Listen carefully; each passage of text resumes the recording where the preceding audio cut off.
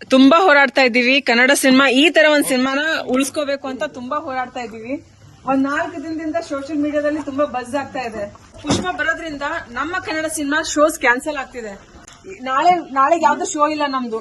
ಇಷ್ಟೊಂದು ಒಳ್ಳೆ ಸಿನಿಮಾ ಮಾಡಿ ನಾವು ಎಲ್ರಿಗೂ ಪ್ರತಿಯೊಬ್ಬರನ್ನ ತಲುಪಿಸ್ಬೇಕು ಅಂತ ನಾವು ತುಂಬಾ ಪ್ರಯತ್ನ ಪಡ್ತಿದೀವಿ.